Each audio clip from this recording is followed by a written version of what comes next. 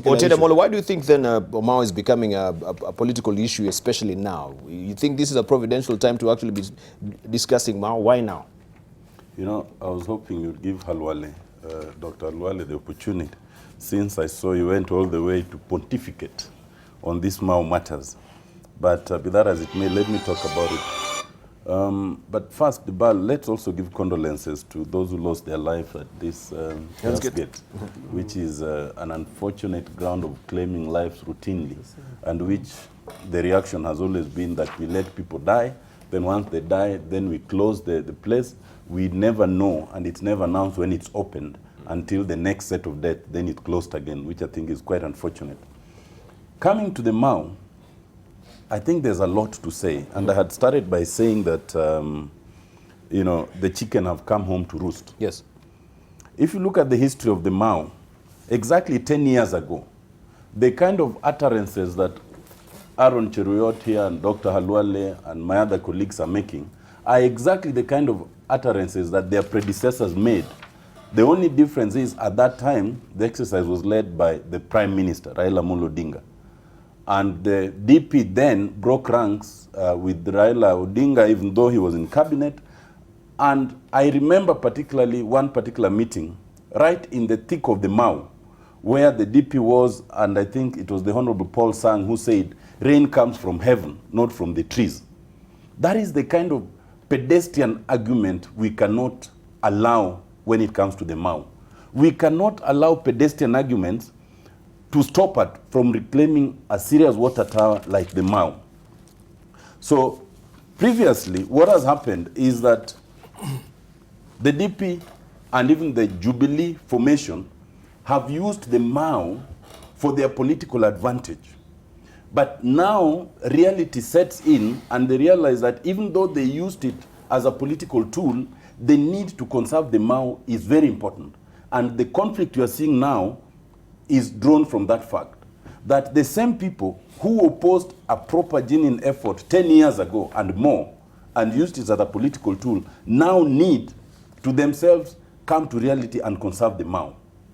The second issue is about the rights. It is true, and on this I agree with my colleagues, under Article 40 of the Constitution, anyone who owns a property or has an interest in any property, that property cannot be arbitrarily taken away. So there are three things in Article 40. The question of arbitrary taking away, and if it must be taken, the second question is the question of compensation.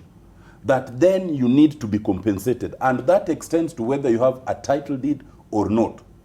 But the qualification is in Article 40, sub-Article 6. That will only apply if the land was not unlawfully acquired. And so the question that we must be asking, all those who are within the Mao, all those who are showing the title deeds, is how did you acquire the land? If it can be demonstrated that the land was lawfully acquired, then there ought to be compensation, even as they are living. But if the land was unlawfully acquired because it was in the context of some political move, that it was convenient to give those titles, then that protection might not extend to them. Thirdly, is the question of trust land. And my brother Aaron Cheruiyot says, you know, Masai Mao trust land is not public land. It is community land, and therefore it should be treated differently. If you look carefully at the provisions of the Constitution, if you look at Article 62 that deals with public land, and you look at Article 63 that deals with community land, then you will find that despite what the report says, that forest would qualify under public land. Because under Article 62(1), public land will include everything that will be described as a government forest. Under 62, 1G, government forests, water catchment areas, rivers, and water bodies. And if you come to 62(2), then you will find that all such land are held in trust for the people by the national government and to be administered by the National Land Commission. The closest that this would come to community land is under Article 63, where under Article 63 to Roman 3 it says land lawfully held as trust land by the county government. But it is qualified, but not including any public land held in trust by the county government under Article 62(2). So unfortunately, the closest protection that would qualify this as community land is then exempted because it's mentioned under Article 62. So for all intents and purposes, the Masai Mara trust land is public land. In fact, even by definition, once you say trust land, it means it is held in trust for the people.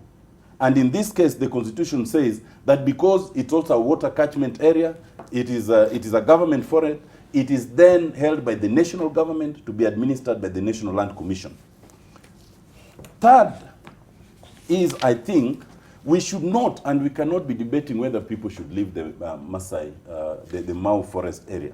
What we should be discussing, and that's what we should give detail, is there any entitlement to compensation? And I've explained that it depends on how it was acquired. The second thing to be done is to discuss, is the removal and the relocation being done humanely? Now, it is paramount that whether they acquired it unlawfully or not, it should be done humanely. There must be notice, there must be reasonableness, and on that we can discuss how it has been done so far. Is it reasonable? Is it humane? But at the end of the day, my colleagues who are there flying in the morning and telling the people, stay put, don't leave, they are misleading those people. Because you cannot stand your ground against government.